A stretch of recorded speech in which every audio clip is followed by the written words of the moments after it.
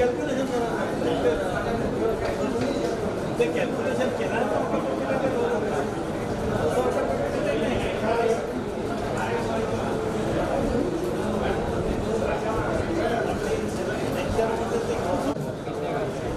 welcome you all for this study circle meeting.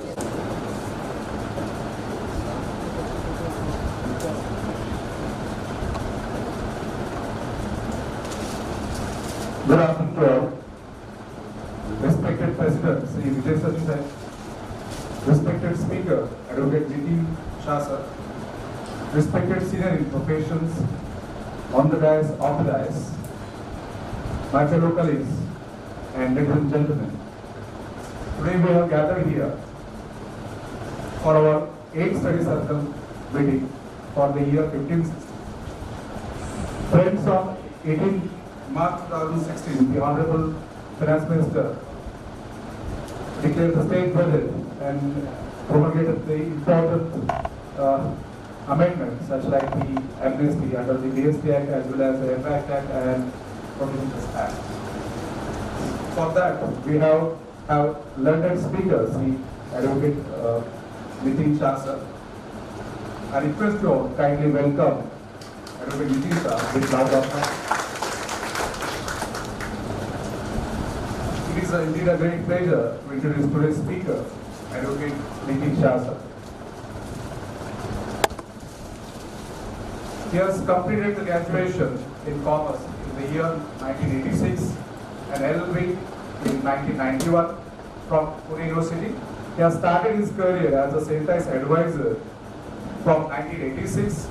He has acquired a unique distinction of serving varied class of clientele, right from small traders to multinationals for over 30 years.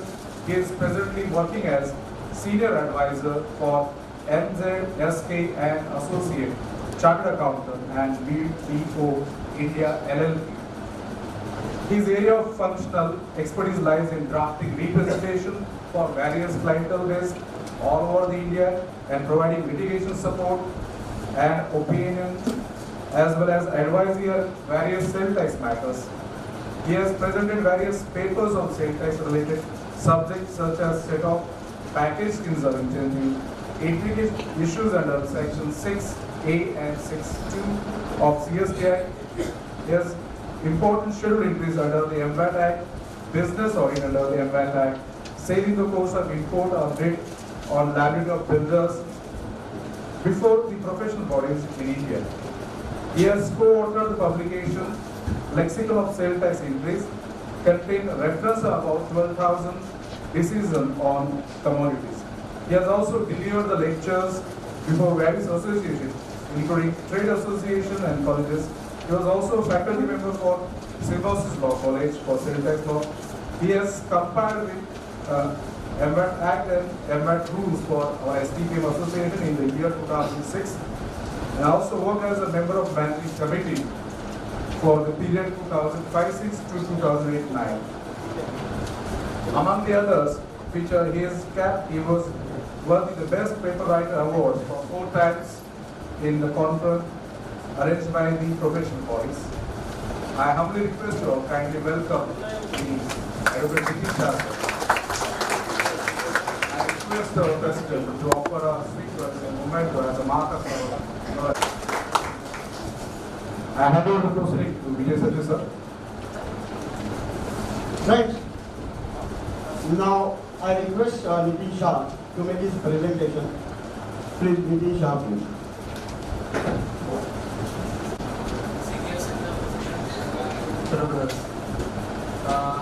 Today the topic is the implication of the Maharashtra state budget, and the scope which I will be covering in this discussion is the element which is made available on last Saturday. Then the amendments which are made in rules, entities and amendment in schedule.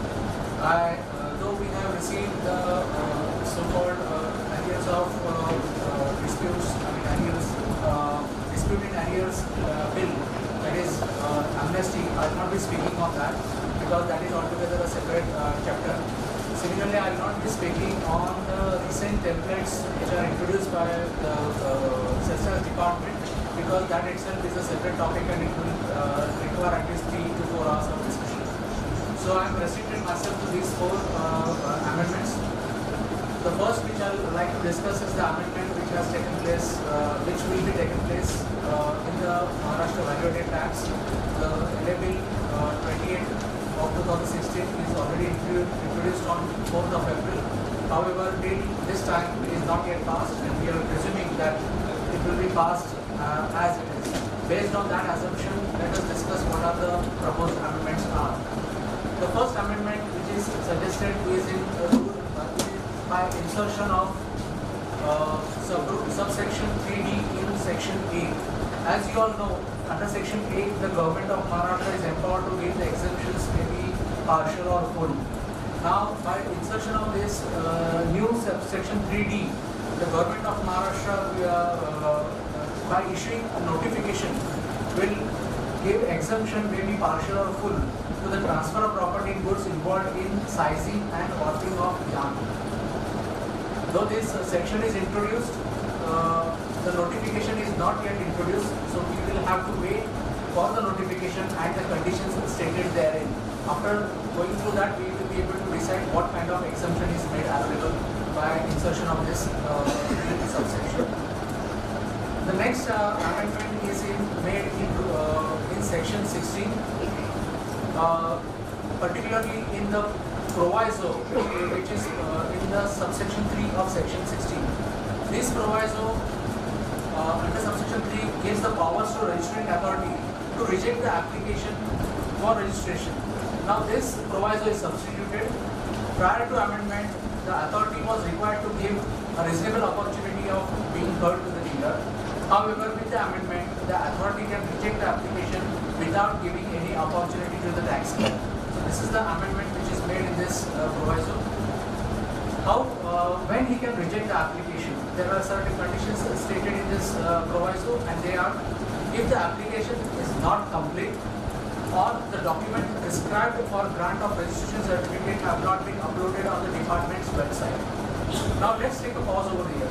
Now what are the documents prescribed under the Act which are required to be attached along with the application? If you go through Rule 8, you will find that around, actually speaking, there are only 2 documents which are required to be attached, and they are PAN and the proof holding current account in the bank. So if these 2 documents are not attached with the form, then according to me, they can reject the application. However, practically if we see, the Commissioner has issued time and again various circulars. The recent circular is also there, which prescribes various documents which are required to be scanned and uploaded. Now these all documents you will find the list actually in form 101. So my question is whether by mentioning that in form 101, whether you can say that these are prescribed under the Act or rules. According to me, the answer should be in the negative. So according to me, if whatever documents are stated in the rule, if they are not attached, then only for this condition that the documents prescribed for grant of registration are not uploaded, for this condition they can reject it.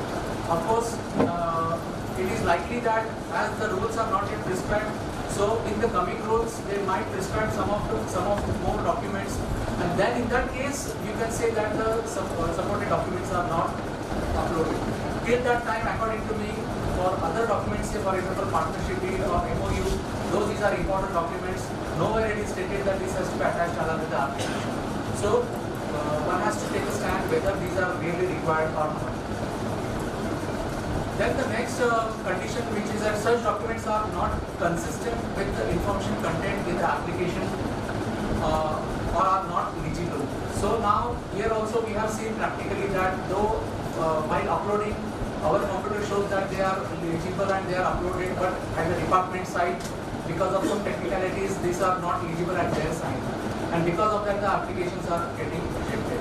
And so this is again the condition which they have mentioned over here, that if they are not legible or they are not consistent, then on that form, that ground also they can reject the application. And the last is the prescribed conditions are not fulfilled. The rules are not yet published, and therefore we have to see what are exactly the prescribed conditions are. So if these prescribed conditions are not fulfilled, then also they can reject the application.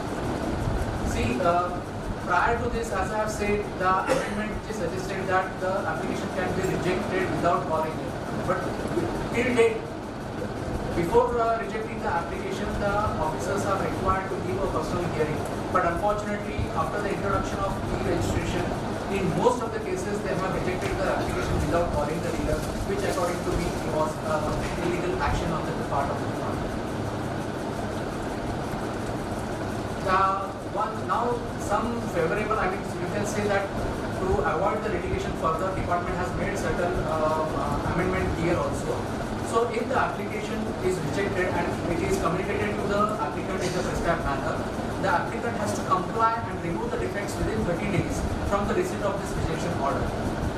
If the authority approves the compliance, then the application which is originally rejected will stand restored and the registration will be granted. It is also important that the applicant shall be eligible to comply with the discrepancies under this proviso only once. So only one opportunity will be given to the applicant to comply with the defects which he will be receiving by way of an intimation. The above amendment will come into existence from the date of which will be notified. See, if you have gone through the bill, there are 4 different dates which are mentioned. Some will come from 1st of April, some will come from 1st of May, some will be notified separately, so some of them are retrospectively amendment, and some will be implemented from the date on which the gazette is published. So while taking care, you have to take care in each and every section from which date it has been made applicable. Now, simultaneously they have made the amendment in cancellation of registration, that is subsection 6 of section 16. The second proviso to subsection 6 is now substituted. Now, under the substituted proviso, in addition to the existing power to cancel the registration certificate in case of a voluntary registration, the commissioner can cancel the registration certificate of any dealer if the registration is obtained by fraud or by misrepresentation of the facts. So, in fact, under this proviso, prior to the amendment, the in case of a voluntary registration, the RC can be cancelled only if the business is not commenced within the period of 6 months. Now, in addition to that power, they have taken more conditions with respect to the dealer who has obtained the registration by fraud or by misrepresenting the facts. However, before cancelling the certificate, fortunately, here the subsection provides that the authority is required to give a reasonable opportunity of being heard. It will not be cancelled soon. The cancellation of certificate will take place from the day as the authority will fix in accordance with the rules. Now, these rules are again, we have to see what are the exactly rules which will be prescribed. Based on that, we can decide from which date it will get cancelled. Again, this subsection will come into existence from the date of publication of the Act in the official gazette. Next amendment which is made is in revised return in clause A of section 20. Under clause A of subsection 4 of section 20, a dealer can revise the return if he discovers any omission or incorrect statement therein. Please mark those words. Actually, we overlook those words. You are not allowed to revise the return as and when you feel. Actually, the return can be revised only when there is an omission or incorrect statement therein. I think there are some judgments of the tribunal. For example, you have chosen one composition scheme and now you want to change to another scheme. Whether it can be said that it is a mistake which you want to rectify. So here, whether it is an omission or it is an incorrect statement. For these 2 reasons, actually, you can revise the returns. For other reasons, you cannot revise the returns. But in most of the cases, we revise the returns as and when we feel that we should revise the returns. So these are the 2 conditions which require to be fulfilled for revising the returns. The earlier period of filing the revised return, that is 31st Jan, is now prescribed as up to the date prescribed for filing audit report in form 704, that is under section 61. So today, the date of filing the VAT audit report is 15th of January. So instead of 31st Jan, 15th of January is the date. Before that, you can revise the returns under clause A of subsection 4 of section 20. Then the earlier restrictions of filing only one revised return under clause A is now removed, and now dealer can file multiple returns. So this is again a welcome amendment which is made by them. and based on that, now even under clause A, you can revise the returns multiple times. Again, this amendment will come into existence from the date of publication of the Act in the official gazette. Next amendment is made in section 23 regarding assessments. This is a long-awaited demand from the various forums that the field assessment concept should be reintroduced. Accordingly, this amendment is made in section 23 by inserting subsection 2A. Now what it says, if the dealer files returns for the period after 1st April 2012, before the period prescribed under clause A of subsection 4 of section 20, which we have seen right now, that is 15th of January, and also pays the tax, and if the commissioner is satisfied that the returns so filed are correct and complete, then he may assess the amount of tax due from such dealer on the basis of such returns. So, if these conditions are fulfilled, then based on the returns he will be assessed. No need to take any books or to prove anything. Based on the returns only he will assess you. If no such order is made within 4 years from the end of the year to which such returns relate, then such return shall be deemed to have been accepted. So again, a time limit is prescribed. In 4 years, if your returns are filed in time, if you are not assessed in 4 years, then it will be deemed to be that you are assessed for that period and your returns are accepted. Now, will this have an impact on section 51? Because you all know that under section 51, you have to beg for your refund. Even though you have filed the return, you have to claim the refund. You have to make the application. You have to make the application under section 51 within the prescribed period, that is 18 months, and then only it will be processed and it will be granted. Though there are certain of judgments of even of the High Court also, which says that you should be assessed and you should be given the refund. But in as far as the time barring cases are concerned, in many cases the department has denied to grant the refund if the application is not made under section 51 of the MBDA. Now, this, according to me, by introduction of this subsection 2A, the department, if the returns are accepted, then refund, even though you have not made the application under section 51, the refund has to be granted. Why I am saying so? Because the section says that then he may assess the amount of tax due from such dealer on the basis of such returns. So assessing the tax also includes the refund if it is claimed. And therefore, according to me, in acceptance of the returns, if the refund is claimed, then it has to be granted. No need to make the application. If you have forgot to make the application under section 51, still you will get, provided you have shown that in the return as a refund and the returns are filed in time. This amendment will come into existence from the date of publication of the Act in the official gazette. Then another section, subsection 5A, is introduced in section 23, which says that during the course of assessment under subsection 2, 3, 4 and 5, the assessing officer may send an intimation regarding proposed tax and interest liability, and if the observations are accepted and the tax is paid by filing revised returns under section 24C, then confirmation order accepting the revised return shall be passed and the assessment proceeding shall be deemed to have been closed. So no, if on the face or if the officer feels that this is a liability and if the intimation is given to you which is accepted by the dealer, then in that case by filing the revised return, the assessment will get closed. So again, the subsequent attending before the authority for those assessments you can cut off that period. Now this amendment will come into existence from the date of publication of the Act in the official gazette. Now the most important amendment which is introduced, which is alien to us as far as Maharashtra is concerned, is the concept of fair market value. Though in Maharashtra, as far as success is concerned, this is a new concept, but if you look at the provisions of other states and union territories, you will find that this concept is already there. For example, in Andhra Pradesh, Arunachal Pradesh, Dadra Nagar Haveli, Daman and Diu, Delhi, etc., this provision about the fair market value is already exists.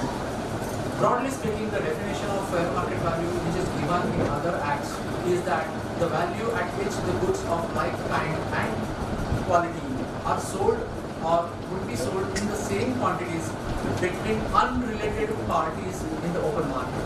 So this is the definition which is given. Under the Sales Tax Act, in the Act the definition is not given, and therefore today we will not be in a position to comment on that. At the same time, you will find a similar similar concept in the Customs Act and Excise Act and even under the Service Act, where the similar concept is there. But these are all codified and are broadly speaking it is invoked when the transaction is between related parties.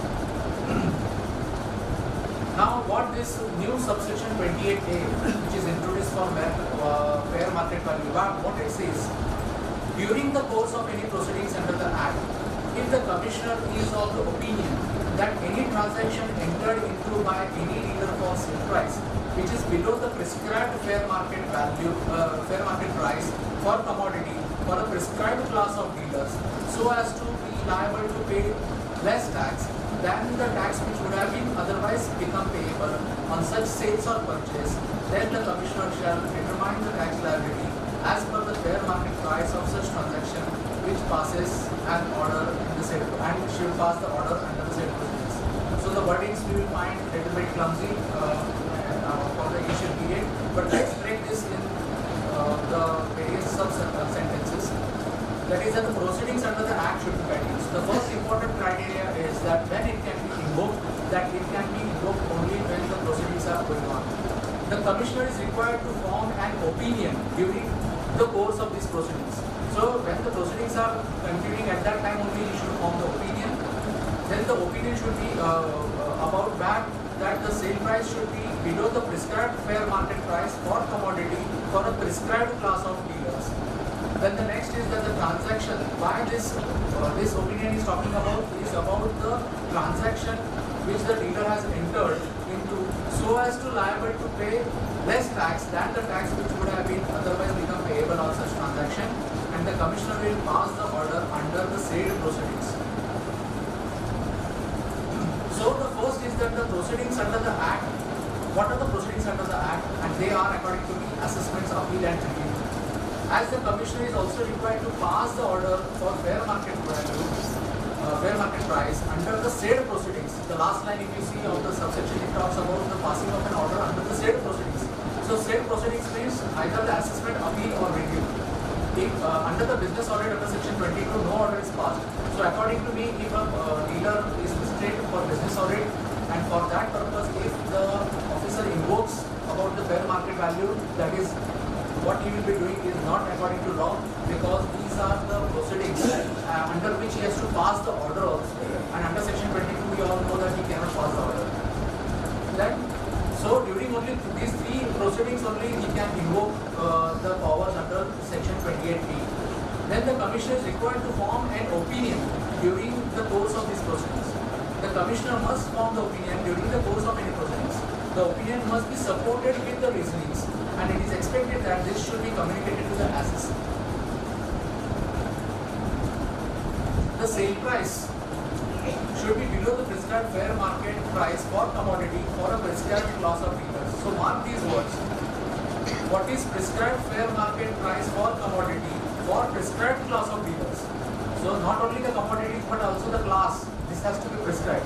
And these two are not independent. That the commodities and the class is not independent. The commodity or the class, this has to be read together. So if the sale price of such commodities for such class, if they are below the sale price, below the fair market price, according to the authority, then he can invoke such this section. Then what his opinion should be? The Commissioner's opinion should spell out that the transaction is entered into for market for making lesser payment of tax. So today we have only one paragraph about fair market value. But what are the prescribed commodities? What are the prescribed class? This all has to be come in the rules or in another in sections. But in sections it is not possible. It will come by way of rule only. It is likely that they will prescribe only certain class of goods. It cannot be a blanket power. The first question which comes to our mind is that as this section is made retrospectively from 1st April 2011, whether it is permissible. According to me, if looking at the conditions, why this actually the section is introduced, there are under invoicing in the market, and because of that loss of revenue is there, legal loss of revenue. So to the whole this amendment is suggested, and most probably if we look at the loss of revenue by because of under invoicing, I think the court will upgrade the retrospective applicability of this section. Of course, if no rules comes, then it is according to me a blanket power is given to the assessing authority, and it is likely that this will lead to a lot of litigation. So let's wait for the amendments to come in the rules, and then we can decide about this fair market. The next amendment which is made is regarding the transfer of publicity credit, that is TDS credit, from the main contractor to the subcontractor. This amendment is made in section 31(4). I have just registered this entire amendment that an employer is required to deduct the tax at source while making payment to the contractor free of notice. From 1st April 2016, the contractor can transfer the credit of the tax so deducted to the subcontractor. This is the first time that they have introduced this. The manner in which it is to be transferred will be prescribed. This is not yet prescribed. Then the subcontractor can claim the credit in the period in which the principal contractor has transferred the credit or any subsequent period. This is very important. That if unless and until the main contractor transfers the credit, the subcontractor will not be able to take the credit of it, and it would be in the period in which the certificate is given or for the subsequent period, like the principal contractor does. Then the subcontractor shall not be called upon to pay the tax to the extent the tax has been transferred to him. It is presumed that it is deducted, it is paid by the main contractor and then it is transferred. If it is transferred to the subcontractor, then the subcontractor will not have to pay any tax on this. Simultaneously, the principal contractor shall not be called upon to pay the tax which is deducted by the principal and is not transferred to the subcontractor. Otherwise, there will be a double credit. That's what these amendments are made over here as far as the transfer of credit is concerned between the main contractor and subcontractor. Again, this will come when the bill will pass. Simultaneously, they have amendment is made in subsection 8 of section 31. The provision to apply by the principal who is liable to deduct tax at source or sales tax deduction account number is now reintroduced. It was there prior to 2006 by virtue of this subsection 8. Now it is again reintroduced. The time of application is not yet prescribed. If the employer is registered under the MPAT Act, then he is not required to apply. So already having the TIN number, no need to apply. But otherwise, the principal who is liable to deduct as specified in the notification, if they are not registered under the MPAT Act, they have to apply for this number. If he fails to apply, then the authority may impose penalty up to the amount of tax deductible by the employer. This is a very serious offence, I should say, because the quantum of penalty is depending upon the tax which is required to be deducted. The principal is required to file the return in the prescribed form and in the prescribed time. Naturally, if he is holding a number, then naturally this provision has to come. So he has to file the return within the prescribed time. He can revise the return within the period of 9 months from the end of the year to which it reflects. If he fails to file the return, then the commissioner shall levy the penalty of this file. Again, these all amendments will come when the bill will be passed. Please see that for making the application, the date is to be for obtaining the number. That section will be notified. However, the subsequent penalty and all those things related to this obtaining of number and filing of returns, this will come into force from the date of official gazette. If the main section doesn't come in the picture before the introduction of the gazette, then how it will be getting implemented, I don't know. Next, it is again a very important amendment, not in a sense that the DDQ applications, we all know that under section 56, whenever there is a dispute regarding or want to have some clarification from the Commission of Sales Tax, we make the application under section 56. Now this section 56 is deleted from 1st May 2016. Now another section 55 which is now substituted, and it is a very long section, I should say. There are around, I think, 14 or 15 subsections in this section. What it is provided? It is provided in section 55 that the commissioner may allot any application made under section 56 and pending on the date of effect of this amendment to the advance ruling authority. So this section 55 is talking about advance ruling authority. So whatever applications are pending before the commissioner under section 56, Commissioner may decide to transfer those applications to the Advanced Ruling Authority under section 55. What about the cases which are already heard and the order is not abated?